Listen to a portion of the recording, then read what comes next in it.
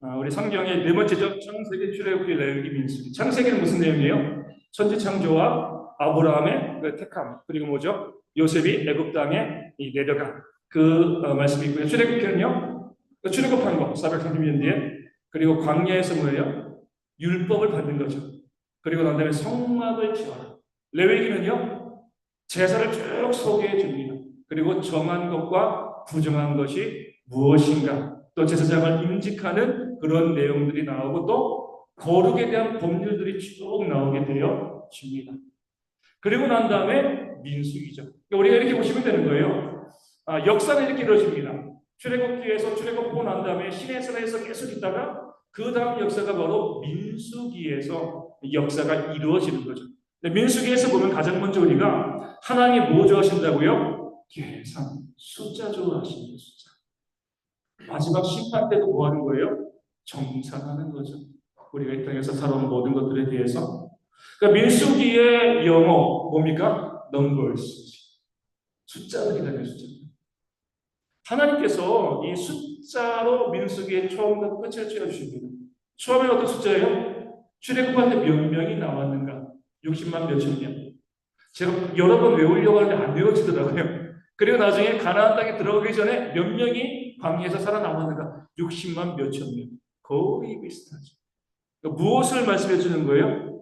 하나님은 너희를 돌보신다는 거예요. 광야에서 먹을 것도 없고 어떻게 살아남습니까? 60만 명이 나왔는데 20세 이상 이 남자만 이제 세는 겁니다. 다시 40년 뒤에 가나안 땅에 들어갈 때도 몇 명이요? 60만 명. 숫자를 보라는 거예요. 하나님께서는요, 모호하게 안 하십니다. 그냥 사람의 이게 아니라 아주 구체적으로 숫자로 표현하시는 그런 하나님이시다. 그러니까 우리도요, 숫자로 성경을 보시면 참 좋습니다. 하나님이 제일 좋아하시는 숫자는 뭐예요? 성경에 딱 두 개가 있습니다. 하나님이 좋아하시는 숫자 3, 그리고요, 아니에요. 물론 10이 좋아하시는데 12가 나오게 된 배경이 있습니다. 3이랑 또 뭐가 있어요? 7도 있지만 7이 나오게 된 배경도 있어요. 4죠. 정인이 생일이 제일 좋아요. 3월 4일. 3 더하기 4가 7이고요. 3 곱하기 4가 10입니다. 네. 3은 어때요? 3위일체 하나님. 요나가 3일 동안, 예수님이 3일 만에 부활하신 완전수의 3입니다. 4는요? 사도 완전수죠. 왜요? 4단이에요. 4. 동서남북. 그 3과 4가 합치면 뭐가 되는 거예요? 7. 7을 창조하신 것도 7일 되어지는 거죠. 그리고 3이 4번 있으면 이것도 완전수죠. 12지파, 12제자. 그리고 그 12가 2번 있으면은요, 24 장로들. 그렇죠. 24 반열도 있고요. 하나님이 가장 좋아하시는 숫자는 3과 4, 완전수입니다. 그래서 우리가 이제 요한계시록 가면 14만 4천 명이 나오죠. 그럼 14만 4천 명은 상징적인 숫자죠. 어떻게 된 거예요? 구약의 12지파와 신약의 12사도를 곱하면 144가 나옵니다. 거기다가 완전수인 10 하면 14만 4천. 그러니까 구약과 신약의 모든 백성을 의미하는 게 14만 4천입니다. 왜 악마의 수는 666이에요? 우리 요한계시록에 666, 그렇죠? 적그리스도의 머리에 그 숫자를 세워보라. 666. 상징적인 숫자죠. 왜요? 완전수에서 하나 모자라. 완전하지 않는 겁니다. 그게 3번 겹치는 겁니다. 큰 숫자는 큰 숫자인데 7에서 하나가 모자라는 거예요. 비슷하지만 아니라는 거예요. 그렇죠? 그래서 666 성경에서 표현해주고 있는 겁니다. 저는요, 집에서 쌀을 씻을 때, 밥하려고 쌀을 씻을 때 꼭 33번을 합니다. 예수님의 생이니까.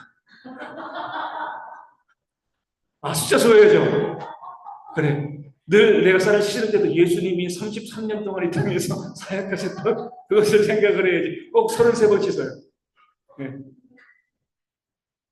아니 뭐 그렇다고 좋은 건 아니지만 그래도 어떤 숫자의 그러니까 성경에서 숫자의 의미를 이해하는 저희 집은요 참 좋은 생일들을 가지고 있습니다.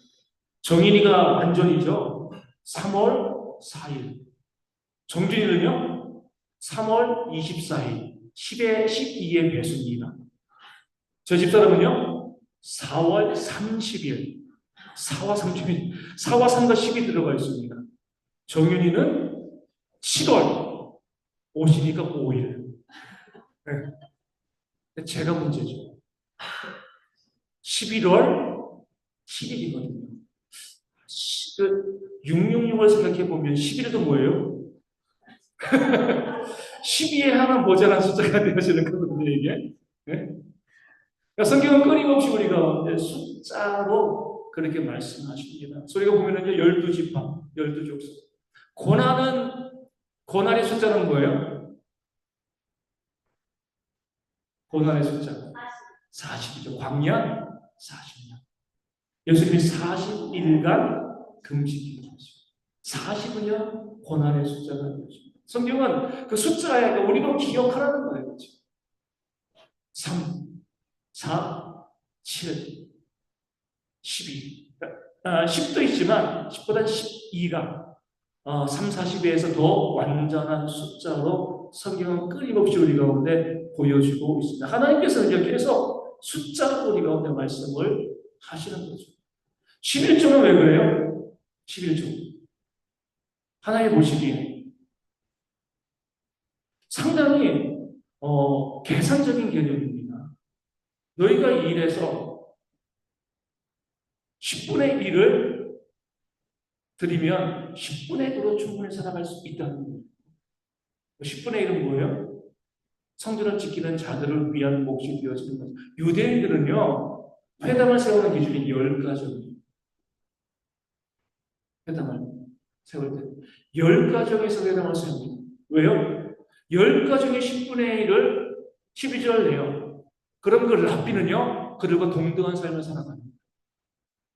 부자도 있고 가난한 사람들도 있겠지만 부자가 10분의 1, 11조 내고 가난한 자가 10분의 1, 그 10분의 1을 받으면 랍비는 어때요? 그 회당을 섬기고 있는 사람들과 거의 동등한 삶, 중간의 삶을 살아가게 되어지기 때문에 유대인들은요, 10가정이 있으면, 모처럼 회당 못 세웁니다. 10가정이 있으면 회당을 세우고 10분의 1을 해서 그 랍비의 삶은 딱 중산층입니다. 그 공동체의 중간. 11조로 우리가 많이 내는 사람들 있고 적게 내는 사람들 있죠. 그것을 통해서 하나님께서 말씀하시는 것은 하나님의 일꾼들 딱 중간의 삶을 살아가는, 넘치지도 말고 모자라지도 말고 딱 중간의 삶을 살아가는 것이 마땅하다. 10분의 1로 말씀을 하시는 거죠. 성경에 보면 우리가 지난주에 이 삭개오 말씀을 퀴즈를 읽었잖아요. 삭개오가 예수를 만나고 난 다음에 내 재산의 절반은 가난한 사람들에게 나눠주고 누군가에서 속여 빼앗은 것이 있으면 뭐예요? 4배를 받겠습니다. 400%죠. 이거는요, 혁명적인 선언이죠. 그렇죠? 성경은 어떻게 이야기해요? 남에게 속여 빼앗은 것이 있으면 어떻게 돌려주라고 이야기합니까? 얼마큼 돌려줘야 돼요? 성경은 정말 합리적인 책입니다. 5분의 1을 더하여 주는 120%. 왜? 그러니까 제가 요한이한테 여행 것을 한 100만 원짜리를 내가 뺏었어요. 내가 회개하고 다시 돌려줄 때 100만 원짜리를 돌려주면 안 돼요. 성경적이지 않습니다. 얼마를 줘야 돼요? 120을 줘요. 성경은 이렇게 부연하게 말씀하고 있어요. 왜요? 이거를 경영하게 이야기합니다. 기회비용이라고 합니다. 요한이가 100만 원을 가지고 무엇을 했으면 120만 원을 만들 수 있을 건데 내가 그 100만 원을 가지고 갔기 때문에 어때요? 그 100만 원에 120만 원이 안 되는 거예요. 그러니까 너희는 120만 원을 갚아야 돼. 그 사람에게 단순히 빼앗은 것 그대로 갚는 게 아니라 5분의 1을 더해. 이자의 개념이 되어질 수가 있는 거죠. 그렇죠? 성경은요, 단순히 누군 것을 빼앗으면 그냥 주는 것이 아니라 그 사람이 그것을 빼앗김으로 인해서 받는 이 손해보는 것들, 마음의 상처까지 계산해서 그에게 갚아야지 이것이 온전한 갚음이 되어진다. 그런 면에서 이 삭개오는요, 누군가에게 누군가에서 빼앗은 것이 있으면 4배가 아니라 120%만 같으면 율법을 지키는 겁니다. 삭개오는요, 4배를 갚겠습니다. 철저한 회개가 되어진 거예요. 내가 정말 죄를 지었기 때문에 이것은 율법에 정한 120%가 될 것이 아니고 한 400%를 그들에게 갚겠습니다. 그러니까 듣는 사람들이 놀랄 수가 없어요. 아니 120%만 갚으면 되는데 왜 저렇게 더 많이 갚으려고 해요? 진정한 회개가 그 마음 가운데 있었기 때문인 거죠. 내가 유한히 그 100만 원을 빼앗았는데 내가 정말 회개하고 돌려줘야지. 율법에 20% 더하라고 했을 때 이제 5분의 1을 더하라고 해서 120만 원 줘야지. 근데 보니까 나는 돈이 많거든. 유한이가 100만 원 나한테 뺏기고 얼마나 마음이 힘들었을까. 그래 내가 200 줘야지. 내가 300 줘야지. 이렇게 하는 것이 어때요? 하나님 믿는 자들의 마음이 되어져야 한다는 겁니다. 내가 100만 원 뺏었으니까 100만 원 주면 되지 뭐 이렇게 하지 말라는 거예요. 인색하지 말라는 거죠. 죄를 지었으면 풍성하게 그것을 갚아나가는 거예요. 성경은 끊임없이 우리 가운데 숫자로 이야기하고 있는 거죠. 우리도 항상 그런 마음을 가지고 있습니다. 생각해 봐야 됩니다. 나의 헌신, 나의 믿음은 한 몇 퍼센트 정도 되어질까? 나는 하나님을 사랑하는 게 한 몇 퍼센트 정도 되어질까? 많이 사랑이 애매하고 상당히 뭐랄까요? 기만적인 표현이 될 수가 있습니다. 난 120%, 난 하나님을 100이면 한 60% 사랑하고 있는 것 같아. 얼마나 사랑하고 있는 것 같아. 그러니까 내가 숫자로 표현하게 되어지면요, 내 신앙과 내 삶에 있어서 내가 어떻게 믿음 생활을 해 나가는지 좀 더 분명해질 수가 있게 되어집니다. 그런 면에서 우리가 하나님께서 성경을 통해서 숫자로 우리 가운데 니들 60만 명 나왔는데 광야에서 60만 명 내가 남게 해줬잖아. 나 믿으라는 거야. 그 광야는 사람이 살 곳이 아니야. 생명의 소망이 없는 곳이지만 나는 너를 지켜줄 거야. 지켜줬잖아. 그러니까 숫자로 보여주시는 거죠. 백성들이 할 말이 없는 거죠. 그냥 니들 많이 나왔는데 많이 살아남았잖아. 이렇게 이야기하면요 애매하잖아요. 몇 명이 나왔는데 몇 명이 나와서 구체적으로 말씀을 해주시니까 백성들이 깨달아 알고 그 하나님의 돌보심에 대해서 감사할 수 있게 되어집니다. 이것이 바로 민수기의 숫자의 의미가 되어지는 거죠. 우리 12정탐꾼을 보면요, 이 가데스 바네아라는 지역, 이제 이 가나안 바로 밑에 지역이죠. 거기에서 이 12정탐꾼을 보내게 되어지는데 출애굽한 지 18개월 전에 지난 시점입니다. 저도 이제 성경을 공부하면서 항상 이런 생각을 해요. 이 출애굽기를 쭉 보면 이 출애굽한 역사가 있으니까 그리고 바로 어때요? 그리고 이제 정탐꾼을 보내는 거잖아요. 항상 뭐냐면은 12정탐꾼의 얘기는 출애굽기 후반에 있을 거야. 이렇게 생각하는 거 아니에요. 그런데 출애굽기도 아니고요. 레위기도 아니고 민수기에 가서 사람들의 숫자를 다 이야기하고 난 다음에 비로소 민수기에서 12정탐꾼에 대한 이야기가 나옵니다. 그만큼 이제 출애굽기와 레위기의 그 법률들 이것이 얼마나 중요한가 성경이 그 중심과 핵심에 그 법과 성막과 규정들을 주었다는 것을 성경은 분량으로 우리 가운데 말씀해주고 있는 거죠. 정탐꾼을 보내신 이유는 뭘까요? 나는 약속 지킨다는 거예요. 그리고 그들에게 보여주고요. 소망을 주시는 거죠. 내가 너희에게 젖과 꿀이 흐르는 땅. 그 젖은 뭐예요? 양적. 그렇죠? 꿀은요? 꿀이죠. 석청. 실제로 그렇게 젖과 꿀이 흐르는 좋은 땅이었습니다. 그런 땅, 내가 너희에게 주는 땅은 어떤 땅이라고요? 좋은 땅이다. 내가 아버지인데 너희에게 좋은 것 주지 아니하겠느냐? 너희에게 좋은 것 약속하지 않겠느냐? 하찮은 것 주시는 분이 아닙니다. 좋은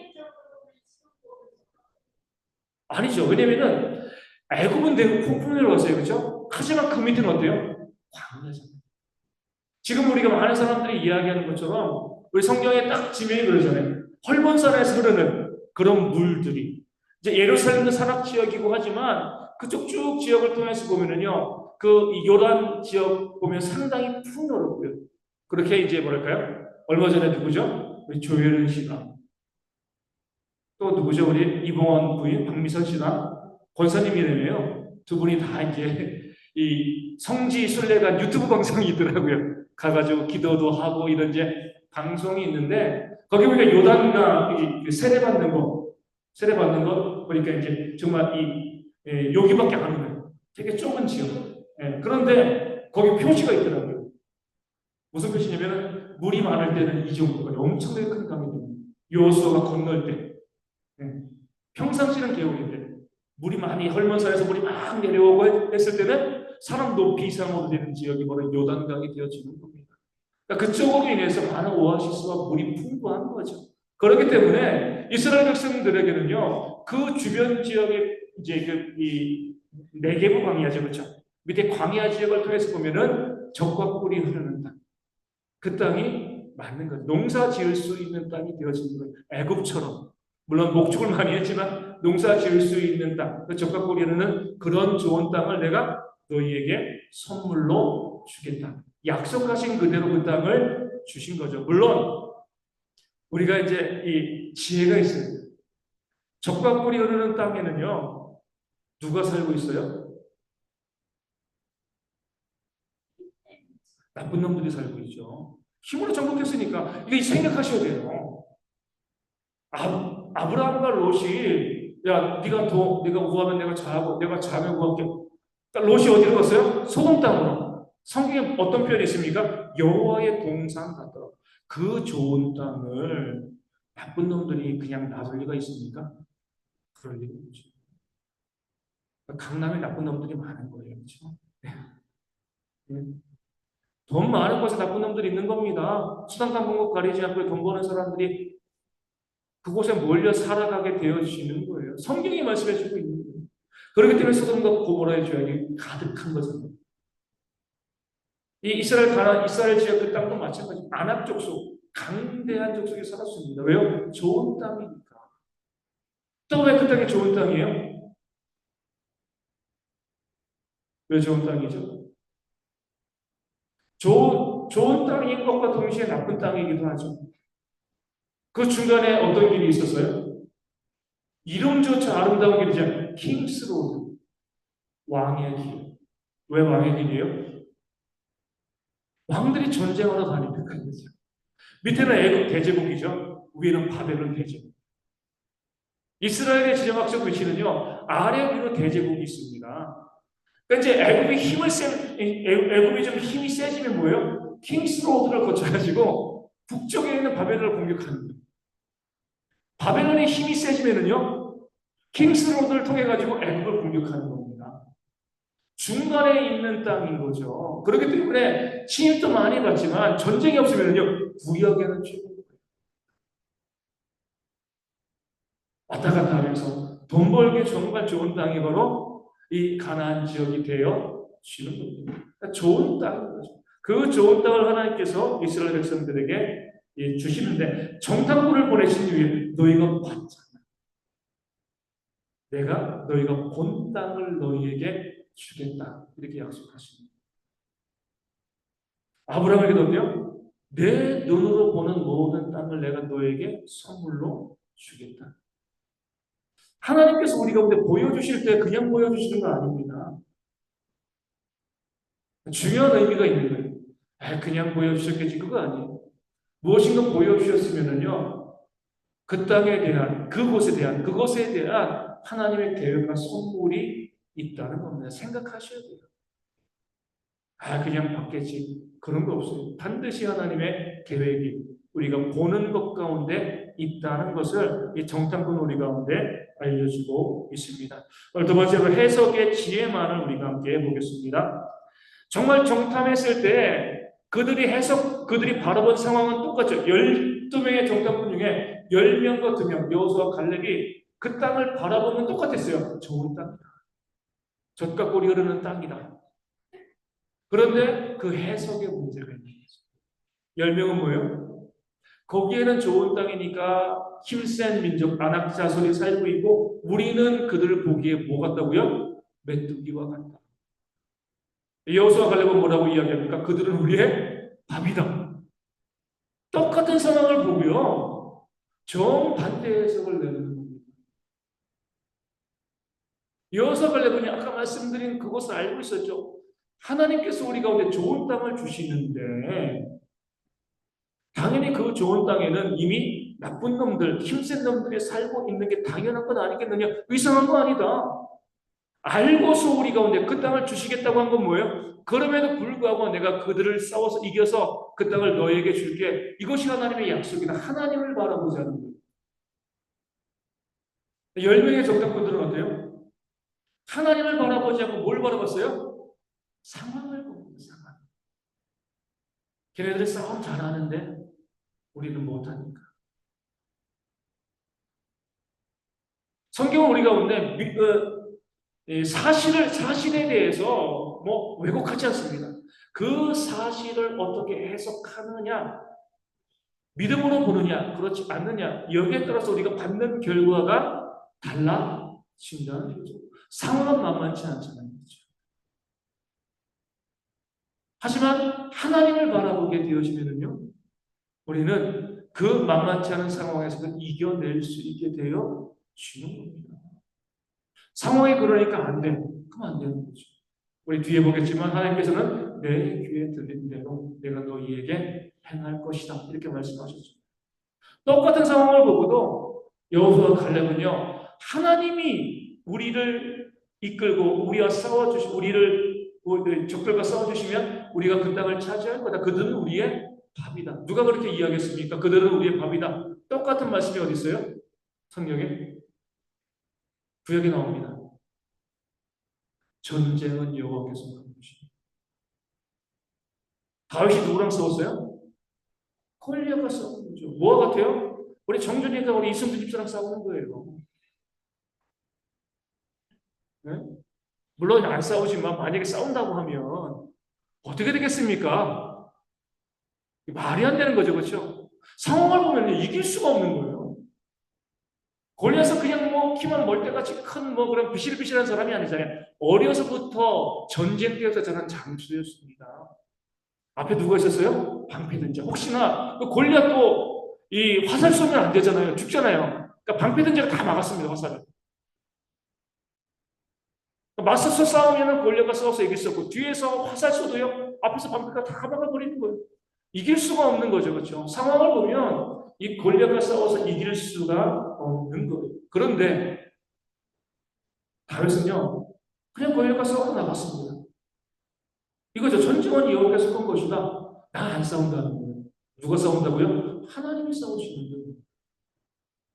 그러니까 하나님이랑 골리앗과 싸우면 누가 이겨요? 하나님이 당연히 이기죠. 다윗이 자신이 골리앗과 싸우면 당연히 골리앗이 이기지만 그걸 알고 나간 겁니다. 하나님이 싸우시면 하나님이 이기시지. 그래서 하나님께서 다윗이 어때요? 물매를 가지고 한 번에, 물론 다윗이 열심히 연습한 그런 것도 있지만 딱 골리앗의 이 이마에 맞으면서도요 한 방에 급소를 맞고 죽었잖아요. 그렇죠? 원래 이렇게 보면 다윗이 던졌지만 그 물매를 골리앗의 이마에 향하게 하신 분은 하나님이시다. 이렇게. 물론 이건 아니에요. 어차피 하나님께서 이마에 박으실 거니까 나 연습 안 해. 이건 아니에요. 그렇죠? 최선을 다해서 연습하고 하지만 그러다가 이쪽으로 나가는 걸 꺾어서 날리시지 않을 거 아니에요. 그렇죠? 내가 최선을 다하지만 결국에 모든 것을 결정하시는 분은 하나님이시다. 우리 학생들도 어때요? 열심히 공부하고 성적 잘 나오기를 기도해야지. 공부도 안 하고 성적 잘 나오기를 기도하면요, 그건 잘못된 거죠. 그렇죠? 내가 할 것을 최선을 다해서 하고 하나님의 도우심을 구하게 되어지는 겁니다. 하나님께서 이기게 하시는데 우리가 베드로가 전무후무하죠. 어떤 일을 했어요? 무리를 걸었잖아요. 무리를 걷다가 주님을 봤을 때는 무리를 걸었습니다. 풍랑을 보니까 물에 빠졌어요. 상황을 보면 우리는요 빠지게 되었습니다. 주님을 보면 하나님의 역사를 경험하게 되어지는 거죠. 그래서 우리가 하나님을 바라보고 하나님을 믿으라. 우리 삶에 뭐 아까도 우리 이제 기도도 하고 그러지만 상황을 보면 어때요? 너무 힘들죠. 이게 될까? 회복이 될까? 어떤 좋은 결과가 있을까? 상황을 보면은요 절망적일 때가 많이 있습니다. 우리는 상황을 보는 사람들이 아니에요. 하나님을 보는 사람들. 하나님께서 무에서 이를 창조하셨는데 죽은 나사로도 살리셨는데 하나님에게 능치 못함이 어디 있겠습니까? 내가 그것을 믿어야 되는 거예요. 하나님 믿습니다.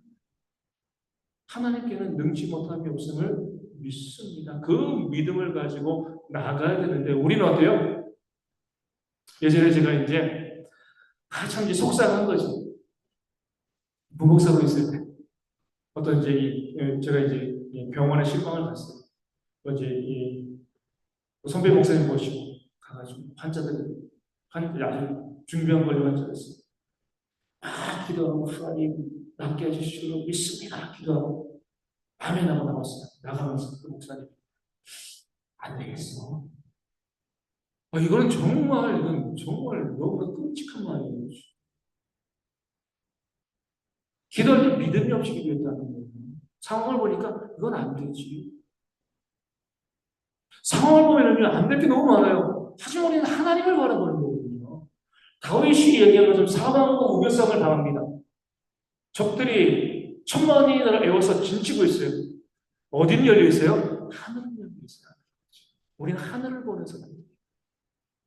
우리는 좌절하거나 실망한 이유가 없습니다. 하나님이 우리를 위하시면 로마서 8장에 나오죠. 누가 우리를 대적하겠습니까? 사망이나 권세나 어떤 것도 우리를 대적하고 이길 것들이 없는 거예요. 지금 12명의 정탐꾼 중에 10명의 상황을 바라보는 겁니다. 그러니까 그렇게 광야에서 얼마나 개고생을 한 거예요. 믿음으로 하나님을 바라봤으면 믿음으로 바라본다고 안악자손이 그냥 도망가겠습니까? 그들이 맞서 싸우겠죠. 하지만 하나님이 계시면 다윗이 골리앗을 이긴 것처럼 가서 이길 수 있게 되어지는 겁니다. 상황을 바라보는 것은요 정말 쉬운 일이에요. 누구라도 할 수 있습니다. 상황을 보면 받을 것이 없어요. 믿음으로 봐야 되는 거죠. 먼저 하나님의 나라와 의를 구하라. 쉬워요, 어려워요? 어렵죠. 내 목구멍이 포도청인데 어떻게 하나님 나라와 의를 구합니까? 그러니까 하나님의 역사를 경험하지 못합니다. 그럼에도 불구하고 하나님의 나라와 의를 구할 때 이 모든 것을 도와주시는 하나님의 역사가 우리 가운데 임하게 되어질 줄로 믿습니다. 그래서 우리가 12정탐꾼 우리 기억하셔야 돼요. 나는 10명에 서 있는가? 나는 2명에 서 있는가?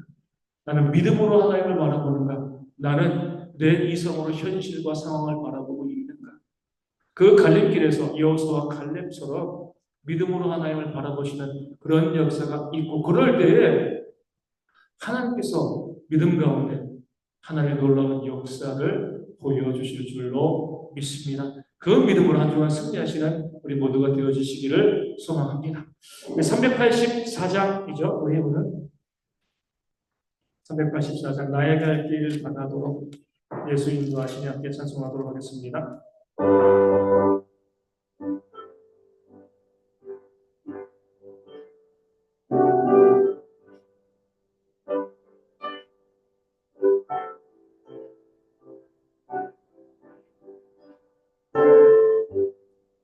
나의